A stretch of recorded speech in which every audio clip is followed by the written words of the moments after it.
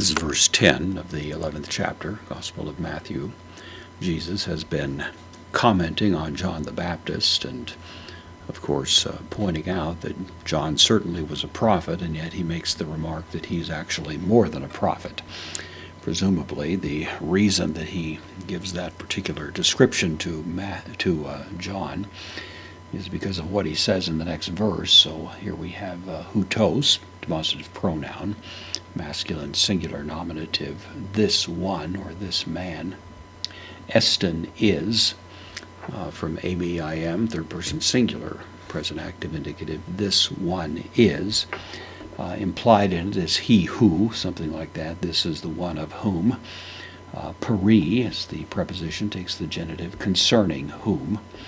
Who is the relative pronoun in the genitive case. So this is the one concerning whom gegreptai, the perfect of grapho, I write.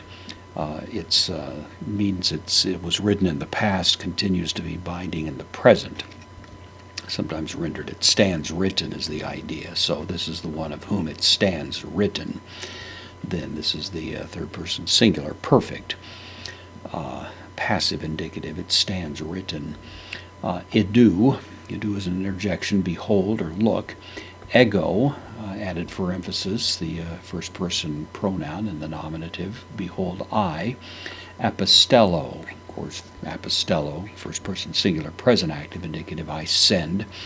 Different from pempo, simply means to send, as in sending someone to do something, you might say, but apostello carries more the idea of sending with a certain authority, with a certain commission, that sort of thing. Of course, the word apostle is derived directly from this, is in fact the noun form of it. So behold, I send. Ton angelon, the angel or the messenger. The word angelos can commonly simply mean a human messenger. In fact, it often does in the New Testament. It's an error sometimes to see this word in English and immediately assume it's referring to a supernatural character, because very often it only has a human person in mind, and the word can apply there as well. So context has to be used to determine which is in view. Behold, I am sending my messenger now. Mu, this is the first person genitive singular, possessive pronoun, the messenger of me.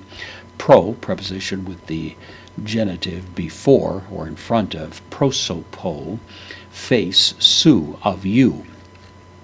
So I'm sending my messenger before your face, singular, referring not in a general sense to people in general, but before a particular person. Of course, it's a reference to Messiah. The text is taken from Malachi chapter 3, verse 1. Hos, this is a relative pronoun. It's in the nominative. Who, kataskuase. This is from kataskuadzo. It means to prepare. You may know that in the New Testament the more common word for prepare is hetoimazo. The difference between them is a little bit subtle but important. Hetoimazo means to develop as in the internal structure of something, the infrastructure, if you will. Making a cake, you're putting ingredients in, you're building it internally.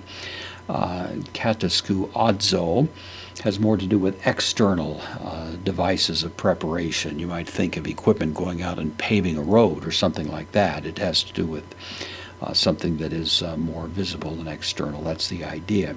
Who will prepare? And so it's legitimate to say who will pave. We might say in a modern idiom. Who prepares tein hodon. Hodon is a feminine noun, means the way. Who prepares the way, su, of thee. Again, using the same second person singular pronoun, and again we're going to have it right now. Who's going to prepare the way? Improsthen, before, takes the genitive, and again the third time we have su. Now this is important because the su here, the second person pronoun, is a departure from the way it reads in Malachi, where it says, I'll send it before my face, I'll send it before me.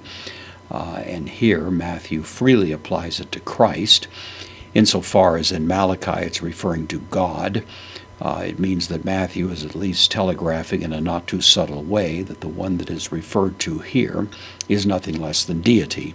And that, of course, is precisely the point.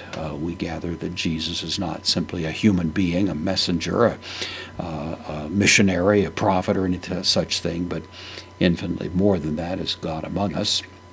And this is just one of innumerable, somewhat subtle and yet fairly obvious points at which that particular idea is being emphasized.